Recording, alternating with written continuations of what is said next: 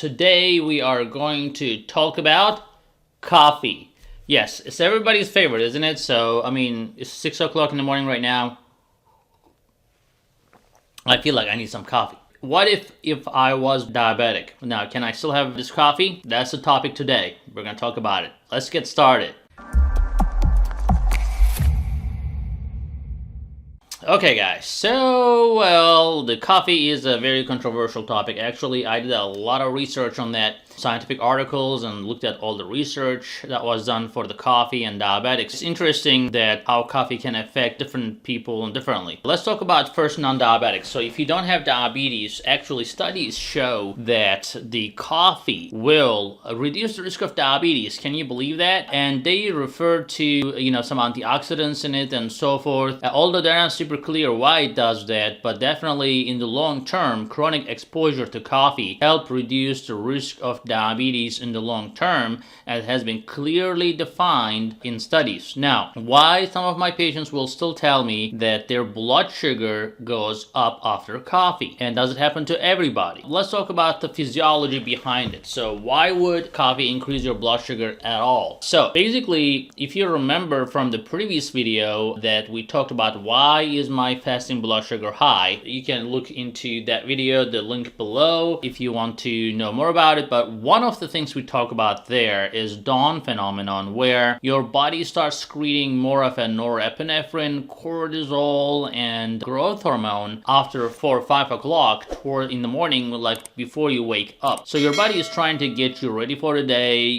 trying to get you more energy and stuff like that. So basically, that's your body's preparation for you to wake up. But at the same time, a lot of people will realize that their blood sugar actually keep rising after they wake up, even if they do not eat or drink anything. That is the dawn phenomenon. Now, the point I'm trying to make here is when you get up and get a cup of coffee, coffee does the same thing. It will increase your norepinephrine, cortisol levels, and it's gonna be against your insulin.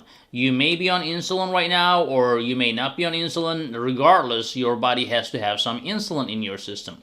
So whatever the insulin is in your system, that coffee will make the job of the insulin more difficult. So as a result, your blood sugar may actually spike after coffee. Now, does coffee only do that, or the sugar in the coffee and the creamer is the responsible? Well, as we discussed, the caffeine is the main ingredient. 1 cup of coffee will give you 100 milligrams of caffeine, which is great and okay. Up to 400 milligrams of coffee or caffeine a day is okay. But then, definitely the 100 milligrams of caffeine can be enough to spike your blood sugar due to the hormonal changes. Now, does that happen to everybody? Well, not necessarily. So think like alcohol or any other medication, that everybody responds to it differently, right? And that depends on how fast you metabolize or process that food. So basically, the same thing applies to coffee. If you're a fast metabolizer, your body will be able to tolerate more, and it's not going to spike your blood sugar as much, because as you drink it, your body will be processing it, so it's not going to be a big problem. But if you're a slow metabolizer, as you sip on the coffee, it's gonna accumulate, and it's gonna create that problem for those people who are complaining that their blood sugar is going up after caffeine. So the bottom line is, so if you're one of those people that the blood sugar spikes after coffee, you have to be careful. Now, as we just discussed, the creamer and the sugar definitely affects your blood sugar as well. So definitely never use sugar. If you want sweetener in your coffee, some sweetening in your coffee, use a sweetener. It's okay, not as long as you're not using it excessively, and as long as you're not compensating by eating a cookie with it and so forth. You can use a sweetener, that's fine. You can use a creamer, but I would say, go with half and half, or something that's like a low in fat content, because fat can actually, especially saturated fat, can help drive your blood sugar higher by creating an immediate insulin resistance. So that is part of the problems. Drinking black coffee is an acquired taste, so if you can do that, that's better than having creamer and sugar or sweetener. Sometimes even sweetener, Splenda, for example, you think there is no sugar in it. There is sugar in it. It's not like totally unsweetened, uncarbohydrated. So there are carbohydrates in them. It's just much lower, and they're just sweeter. That's all. But if you're putting like 3-4 Splenda in there, you're gonna see the result. Same thing with the creamer. Just be easy on that.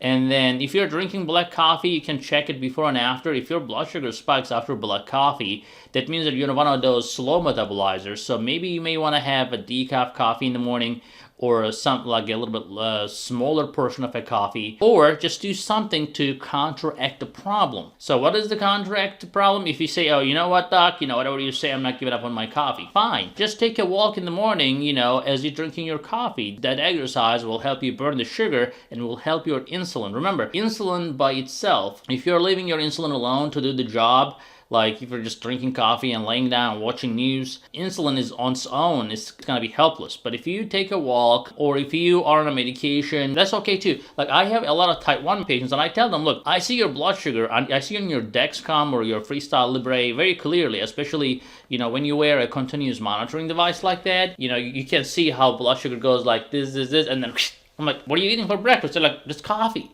Well, I'm like, well, if it's just coffee and your blood sugar goes up like to the sky, you gotta do something about that. I'm like, hey, try a couple units of insulin and, find what works for you just to support that insulin, especially, like type 1 diabetics have no insulin whatsoever, so anything will shoot them up. I tell them take 2 units, 4 units. Some people take up to 8 units for their coffee when they're type 1 diabetic. So, as I said, try to find out how much you spike and what you can do to help it. And enjoy your coffee, guys. We'll see you in the next video. Remember to share this video with family and friends and the social media.